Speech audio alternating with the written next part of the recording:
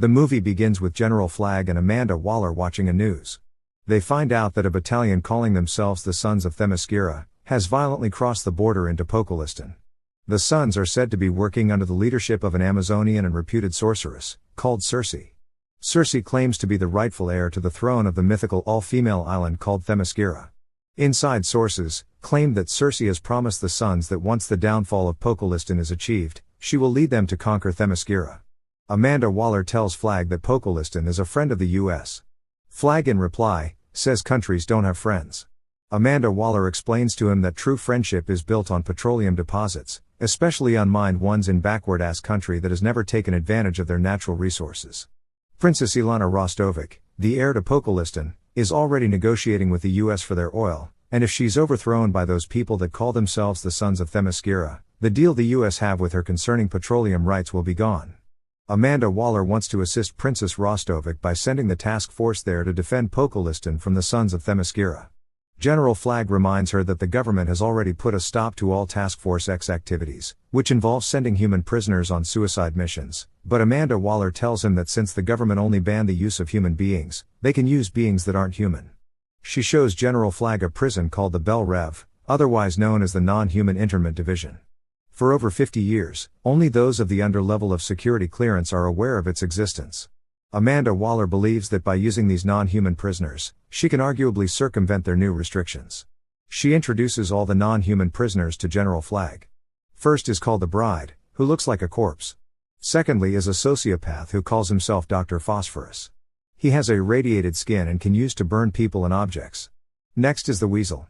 He is one of the few soldiers who survived from Project Starfish in Corto Maltese, so Amanda Waller feels it has what it takes to survive missions. Next is called the GI Robot, who is so dangerous that he once killed over 300 Nazis in World War II. The final non-human prisoner is known as Nina Mazursky. Amanda Waller tells Flagg that she is the smartest and the most reasonable of the bunch, and she might be able to help him keep the rest of them in line. She takes Flagg inside the prison to demonstrate something to him. The non-human prisoners tries to attack her, but she uses a device that shocks them and puts them to sleep. She tells Flagg that these prisoners will be his new task force team called the Task Force M. M stands for Monster, or the group can also be known as the Creature Commandos. She concludes that there is a plane waiting to take him to the castle of Pokolistan to protect Princess Rostovic from Circe and her forces. Without wasting much time, General Flagg immediately takes off with the Creature Commandos to Pokolistan, and states out their mission. Just as they arrived at Pokolistan, they are welcomed by the Pokolistan military and are taken inside the city to see the princess. One of the spies for Circe informs her about the Pokolistan princess importing more security. The Creature Commandos are led into the palace, which turns out to be so beautiful. The princess, who turns out to be so pretty, meets with them and welcomes them, and General Flagg bows at her in respect. The general of Pokolistan, called Alexis, tells Flagg that he has just broken one of their law because this is not the kind of bow they do in Pokolistan, and for that, he will have to be killed.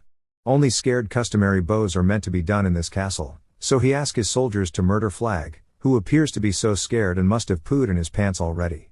The Pokolistan general suddenly bursts out of laughter, revealing everything was just a joke, and then begins to make fun of American cultures.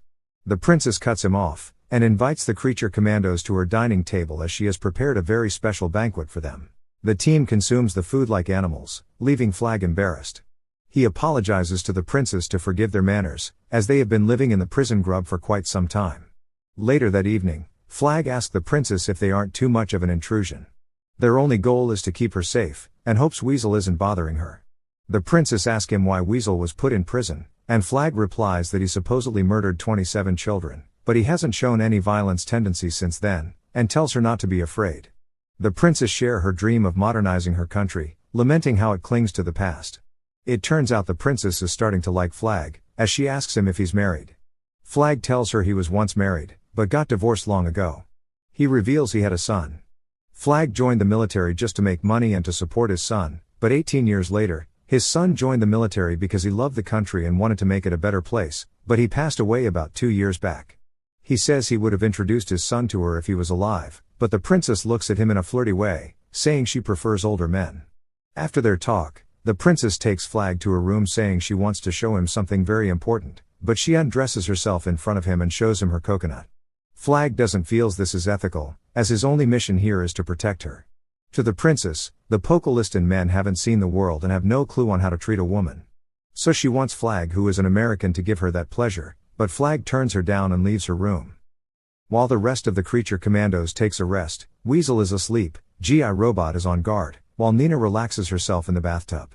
Nina notices Bride sneaking out of the castle. Nina tells Bride that it's a bad idea for her to leave, because Flag will use his remote to shock her and that will as well affect them. She asks Bride where she's going, but got no replies. Curious to know what Bride is up to, Nina leaves the castle with Bride and they both enter a taxi that drives them to the Pokolistan city. While Flag sleeps, he notices Dr. Phosphorus rummaging through his drawer, apparently looking for the remote control which can be used to kill them if they try to escape. They both get into a fight dragging for the remote, and caused a lot of damage in the castle. Just as Flag finally gets his hand on the remote, Dr. Phosphorus surrenders and begs him to spare him. Flag calls him a fool, because even if he took this remote, Amanda Waller still has a spare remote and would have blown his head to pieces if he escaped, and warns him to stay in line. Bride reveals to Nina that she grew up here in Pokolistan and takes Nina to a very huge castle, revealing it to be the place she was born. The castle belongs to Eric Frankenstein, her estranged husband. An elderly woman spots her and calls Eric, telling him that his bride has returned. The scene suddenly takes us to a flashback of the bride in 1831. We are introduced to a mad scientist called Victor, who has this talent of creating life out of nothing with machines. He is the one who created Eric Frankenstein, a zombified monster. Eric complains to Victor that each man has a wife for his blossom, and each beast has a soul mate, but he is alone?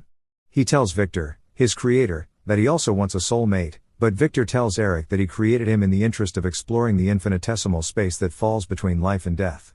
Eric angrily tells him that he has a wife, and doesn't see all these as being fair since Victor knows love but he does not.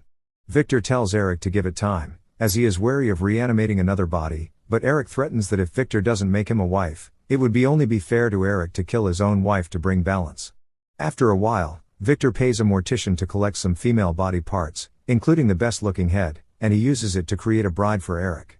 Back to the presents, Bride takes Nina inside the castle where she was created, and Nina asks a question on why she is here. The scene takes us back to the prince's castle. As Weasel, Dr. Phosphorus and GI Robot watch from the bathroom door, the princess helps Flag to treat his injuries from his fight with Dr. Phosphorus. He explains to the princess that he can send some sort of electricity straight to his team brains, using the remote since his team haven't proved their obedience yet, but however, he promises to get them under control. Just as the princess treats his wound, she tries to seduce him, which he of course tries to resist, but he gives in when she kisses him.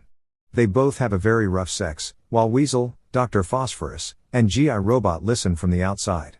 On the other hand, the bride takes Nina to Victor's old laboratory, and we are immediately shown another flashback.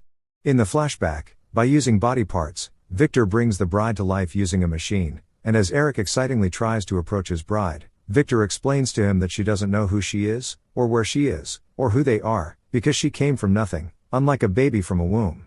Eric ignores his much talk and tries to give the bride a flower, but she is terrified seeing him.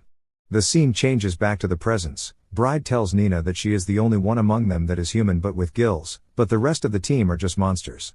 While the bride continues to search around the castle, Nina curiously asks her what she's looking for.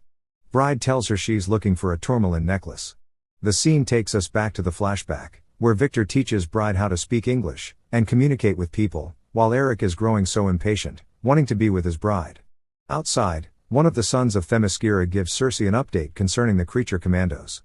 Nina and Bride are now outside the prince's castle, while the rest are still in. Circe tells her men to get the address of where Nina and Bride is. Back to another flashback, Eric desperately wants the bride to love him, but the bride is just still afraid of him. Eric angrily holds Victor in the neck and throws him to the floor, asking him why she doesn't love him yet, but instead fears him. Things go the other way round as the bride starts to like Victor. Victor gives her a very precious necklace which she likes so much. Back to the present, Nina finds the necklace Bride is looking for, but gets angry when Bride doesn't answer any of her questions. Suddenly, Circe shows up and attacks them. Flag, who notice Nina and Bridge are missing, gathers the team with General Alexei to look for them.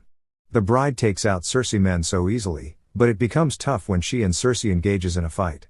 Circe uses her magic to turn her limb, not before the bride gives her an almighty kick in the crotch, but Bride is slammed against the table. We are taken to another flashback, where we see the bride having sex with Victor, while Eric sees this as he watches them in horror. Back to the present, Cersei and Bride fight still continues, but Bride gain the upper hand. Cersei suddenly uses her magic to turn Bride hands into balloons, making her blows ineffective. Meanwhile, Nina contacts the team and informs them about the danger they are into. Cersei headbutts the Bride, and pushes her off the balcony. Nina is shot by one of Cersei's men, making the tank she uses to breathe to get shattered. The Bride falls next to Nina, who is dying as she struggles to breathe. We then see a final flashback, where the Bride looks for Victor to give him a gift, but discovers that Eric has already killed him. He tries to force love on her, but the Bride punches him out of anger. She gets so angry and even tries to kill Eric for killing Victor, but she is no match for him, so she escapes out of the castle, and that was how the episode ended. Thank you for watching, guys. If you don't want to miss out in the next episode, please subscribe to this channel and keep watching. See you in our next video. Bye guys.